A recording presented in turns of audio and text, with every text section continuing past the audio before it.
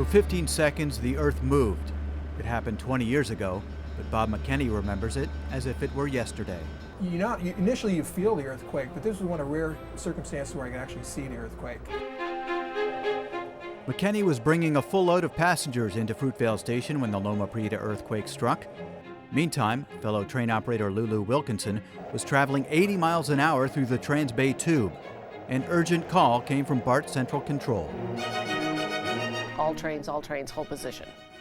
So I went and hit the stop button, and I stopped almost dead center in the tube. I thought, okay, it's just my luck. It still hadn't dawned on me because I never felt anything. Crack in the Bay Bridge occurred, a 50-foot section. Now, people should stay in their homes, not compound the problems in an already glutted transportation system.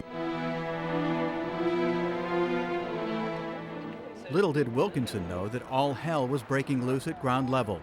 More than a mile of 880 Cypress Freeway collapsed, killing 42 people. A section of the Bay Bridge's upper deck crashed onto the deck below. Buildings tilted at crazy angles, and fires raced out of control. For frontline BART workers, it was time to put their training to the test. I think in a lot of ways it kept panic from jumping into the game right away, and we knew where we should be and what we had to do next. I told everybody, come up to my cab. Go ahead and come up if you're getting panicked or if you're worried about anything. Come up here and I have my door open and we can talk, and don't worry about it. And people did. In the hours after the quake, train operators and other BART staff made sure passengers were safe. Then they inspected the tracks for damage. There was virtually none.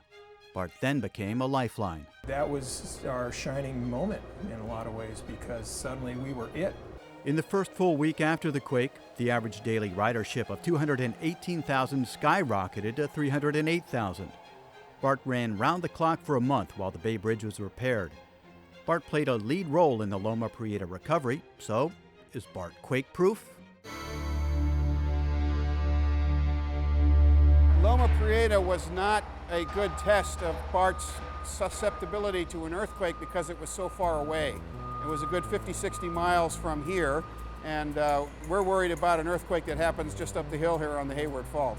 Create the newer big foundation that's going to stabilize this column.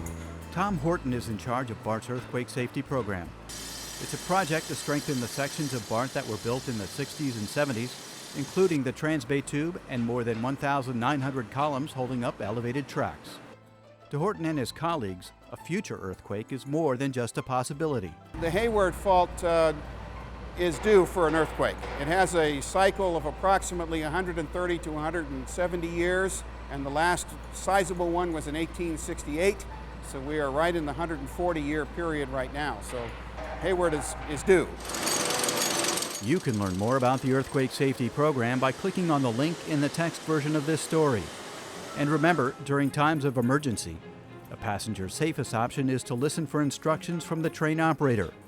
They're highly trained professionals dedicated to your safety. You can't panic with people. I said, we're fine, there's no problems here. We're in the best place we could be in the BART system. Jim Allison, BART TV News.